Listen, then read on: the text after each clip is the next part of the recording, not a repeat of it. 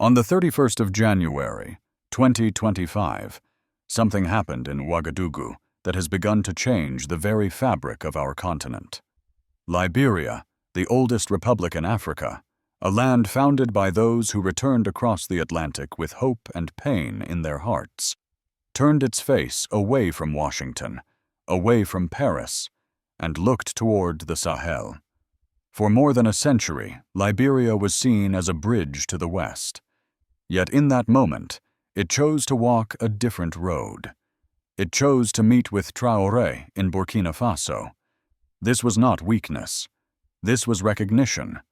Recognition that the heartbeat of Africa is not dictated abroad, but is alive within Africa itself.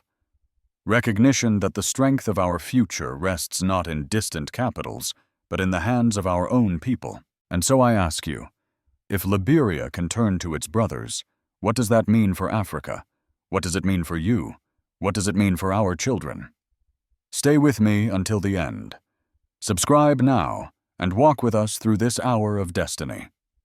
On the 31st day of January in the year 2025, the streets of Ouagadougou carried a quiet electricity. Word spread quickly that a guest of uncommon significance had arrived. She was not European, not American, not a messenger from some distant power. She was Sarah Baisalo Nyanti, the foreign minister of Liberia, a daughter of Africa's oldest republic. She had not come to dictate. She had not come to instruct. She had come to listen, to learn, and to seek. Think of that moment. For generations, Liberia had looked across the Atlantic, seeing itself as a child of America, as a bridge to the Western world. Yet on that day, in the heart of Burkina Faso, its representative sat across from Ibrahim Traoré, the young leader who had risen with fire in his voice and defiance in his soul. That image alone spoke volumes. It was as if history itself leaned in to take a closer look. Liberia's request seemed simple on the surface. They asked for Burkina Faso's support in their bid for a non-permanent seat on the United Nations Security Council.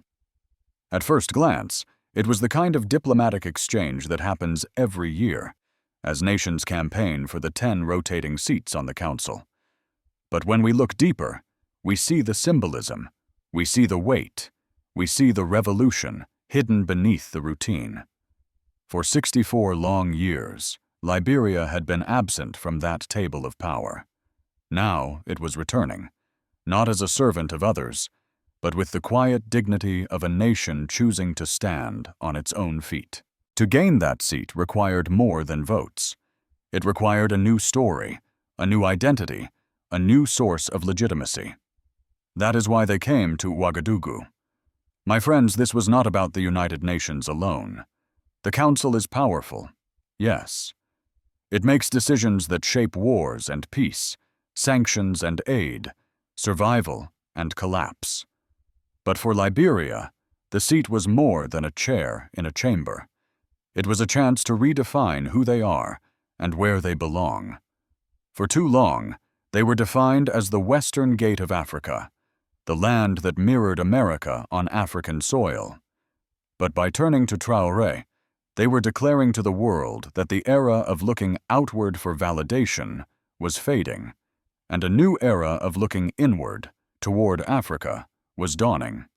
Imagine the conversation in that room. On one side, a woman carrying the legacy of Liberia's complex past, a nation born from returnees, scarred by civil war, yet determined to heal. On the other side, a young revolutionary who defied France, expelled foreign bases, broke chains of financial dependency, and chose sovereignty over subjugation. What did they see in one another? They saw a mirror of possibility. They saw that Africa can be reborn when nations choose each other. The foreign minister did not come begging. She came proposing.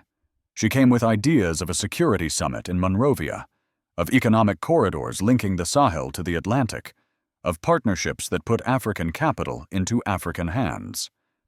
That posture alone revealed something new.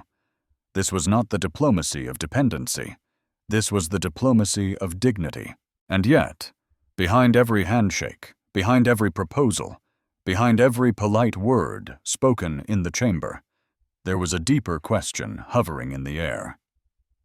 Was this meeting just about a seat at the table of the United Nations? Or was it about rewriting the table itself? Was this about gaining recognition from the world? Or was it about finally recognizing one another as Africans bound by destiny? Liberia, the oldest republic, chose to seek strength from Burkina Faso, the youngest revolutionary government on the continent. That is not coincidence. That is prophecy unfolding. That is history declaring that the winds are changing. And so the question rises in the heart. If even Liberia has turned to the Sahel for guidance, what does that mean for the rest of Africa? This meeting was never only about the United Nations. Something deeper was being born in that room, something that would shake the consciousness of an entire continent. There comes a moment in every story when words pierce deeper than swords, when a single sentence shatters centuries of conditioning. That moment came as Minister Nyanti leaned forward and spoke with clarity that no one in the room could ignore. She said, "American support comes with chains. European aid comes with conditions. Chinese investment comes with debt traps. But African brotherhood comes with liberation." Pause and let that echo in your heart. For more than a century, Liberia had been a faithful partner of the West. It was built by freed slaves who returned across the Atlantic under the shadow of America's promise. It was shaped to reflect Washington more than Monrovia, to serve as a Western gate on African soil. And yet here, in the capital of Burkina Faso, Liberia's foreign minister confessed that the promises of the West were shackles, and the hope of the future was African solidarity. This was the thunderclap, the shockwave, the unveiling of a new consciousness. It was not only a political statement, it was a confession of truth, spoken publicly, boldly, without apology. It was the sound of chains breaking in the minds of a nation, and the people of Liberia felt it. Just 3 months later, on the 30th of April, 2025, the streets of Monrovia overflowed with youth carrying banners that read, "In solidarity with Traoré," and "Africa for Africans." These were not crowds lured by propaganda. These were young men and women who recognized authenticity. They saw in Burkina Faso a nation that stood tall without French bases. They saw a people who refused to beg the World Bank for permission to breathe. They saw sovereignty lived out before their eyes, and they longed for it. In those marches, you could hear the heartbeat of a generation. Young Liberians were no longer content to inherit dependency. They wanted dignity. They wanted unity. They wanted an Africa that chose itself. And they looked to Ouagadougou as a lighthouse, a beacon cutting through the fog of old allegiances. But it did not end there. The words spoken in that small meeting room began to ripple outward across the continent. Within weeks, ministers from Ghana, Senegal, and Nigeria began asking questions. Students in Nigeria organized study groups around what they called the Burkina Faso model. Young Africans in London, New York, and Nairobi began to share letters declaring that this was the leadership they had been waiting for. Do you see what was happening? A shift in consciousness. The power of example became more dangerous than any weapon. Every day that Burkina Faso survived without the West became an unspoken challenge to those still kneeling. Every day that the Sahel Alliance stood united became a whisper in the ears of other nations asking, "If they can, why not us?" And yet, with every spark of awakening, there was also a shadow. For the world beyond Africa was watching too. In Washington, in Paris, in Beijing, alarm bells rang, reports were written, strategies were drawn. If Liberia, the long-trusted bridge to the West, could pivot toward Africa's own revolution, then the old order was trembling at its foundations. This is why Minister Nyanti's words matter. They were not only diplomatic lines spoken across a table. They were a declaration of independence from mental slavery. They were a proclamation that the tide of history was turning. They were an invitation to Africa to choose itself. But my friends, when a tide rises, it does not rise without resistance. When walls begin to crack, those who built them do not sit quietly. If Africa was rising in hope, then the world was preparing in fear, and fear always plots its counterattack. When a spark is struck in the darkness, it is never contained. It spreads, it leaps, it sets other hearts aflame. That is what began to unfold after Liberia reached out to Traoré. The visit in Ouagadougou was not just a diplomatic exchange. It became a signal fire seen across Africa, a call that echoed beyond borders and beyond generations. Inside Liberia, the meaning of that moment began to reshape identity. For decades, many Liberians saw their destiny tied to Western approval. But after January 31st, 2025, a new pride took root. The young saw their government turn east, and they found courage to stand taller. They were no longer satisfied with a future of waiting for aid packages or listening to foreign lectures. They wanted a future where Africa looked at Africa, where brothers and sisters became partners, not competitors for crumbs. And this shift was not confined to Liberia. Across the continent, whispers turned into conversations, and conversations into movements. In Ghana, a minister quietly admitted that the youth were pressing for deeper ties with the Sahel Alliance. In Senegal, delegations began asking whether their economic future could be secured without leaning on old colonial links. In Nigeria, students gathered in circles, debating the Burkina Faso model, studying every word Traoré had spoken, treating his choices as a blueprint for survival. Beyond Africa, the diaspora stirred. In London, in New York, in Toronto, in Nairobi, young Africans in the diaspora wrote letters filled with longing. They declared, "At last, a leader speaks our language, the language of dignity and resistance." They did not see Traoré as a distant general in a foreign land. They saw him as a symbol that Africa could stand without apology. They saw Liberia's turn as proof that history could change direction. But with this awakening came consequences. Those who had long profited from African division began to sharpen their weapons, not of steel, but of stories. Western media outlets began to craft narratives of instability, warning that Burkina Faso was dangerous, that the Sahel was unstable, that leaders of resistance were threats rather than visionaries. Politicians in foreign capitals whispered about sanctions, about isolation, about the need to save Africa from itself. It was the old game of divide and conquer dressed in modern clothes. Where once chains were iron, now they were contracts.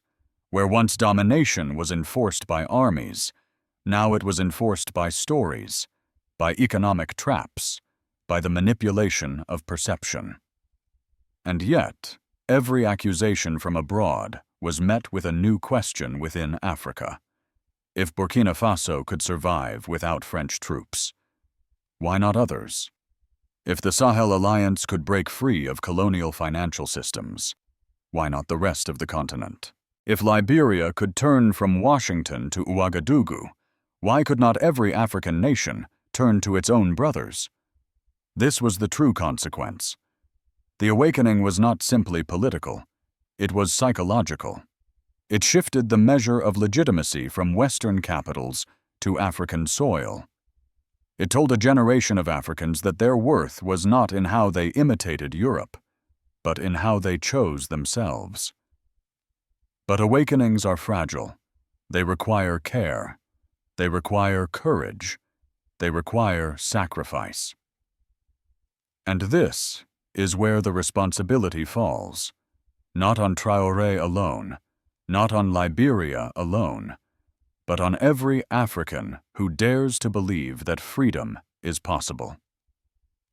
So let me ask you, as one who has walked with us through this story, do you believe Africa is finally ready to walk without chains?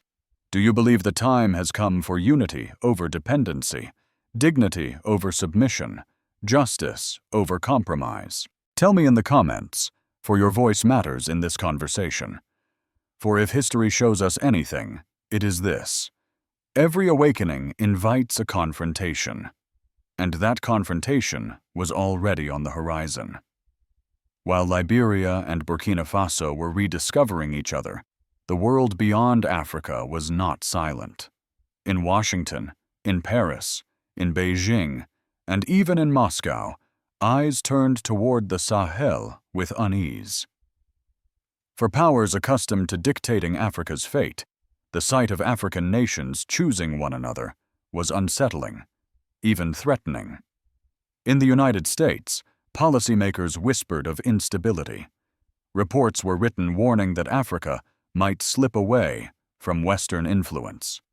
Washington feared that Liberia, long a partner and symbol of American ties to Africa, was now walking a different path. To lose Liberia's unquestioned loyalty would be to lose the last symbol of Western assurance in West Africa. France trembled too. For centuries it had anchored its presence in the Sahel, drawing wealth and dictating policy through colonial networks. Now those networks were breaking. French soldiers had been sent home from Burkina Faso, Mali, and Niger. And if Liberia, an English-speaking nation outside France's former empire, chose solidarity with the Sahel Alliance, then the illusion of French indispensability would collapse even further. China, though different in its approach, also watched with suspicion. Its vast investments across Africa relied on dependency framed as partnership. But if Africans chose to build with one another first, if they began to insist on African capital in African hands, then Beijing's promises of infrastructure in exchange for influence would lose their grip. Even Russia, presenting itself as a friend of African sovereignty, saw both opportunity and risk.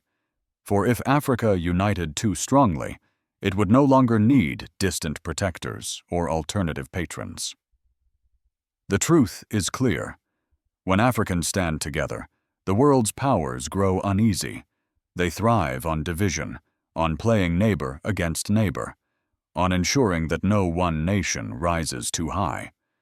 But when Liberia crossed into Ouagadougou, when Sarah Nyanti sat before Traoré with respect instead of condescension, the script began to change. And so, strategies are being written even now. Strategies to slow the awakening. Strategies to fracture unity. Strategies to remind Africa of its supposed dependence. The weapons are not new. They are sanctions. They are media narratives. They are offers of aid laced with conditions. They are attempts to paint revolution as chaos, sovereignty as instability. But history tells us that cracks in an old order cannot be repaired forever. The tide of change has already begun to rise.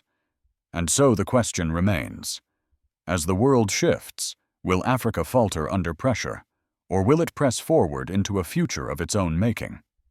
The future is not written in stone. It is written in the choices of men and women who dare to stand when it is easier to bow. Liberia's step toward the Sahel was not the end of the story. It was the beginning of a new chapter, a signpost pointing to what Africa could yet become if it chose itself. Imagine the corridors of trade stretching from the farms and mines of Burkina Faso through the highways of the Sahel to the Atlantic ports of Monrovia. Imagine not dependency, but cooperation, not outsiders extracting wealth, but Africans investing in one another. This is not a dream. It is a plan waiting for builders. But the path is not without obstacles. The voices of division will rise. Old wounds between nations may be stirred. Propaganda will try to remind Africans of mistrust, of suspicion, of rivalry. The great powers will whisper that sovereignty is isolation, that unity is instability, that hope is foolishness.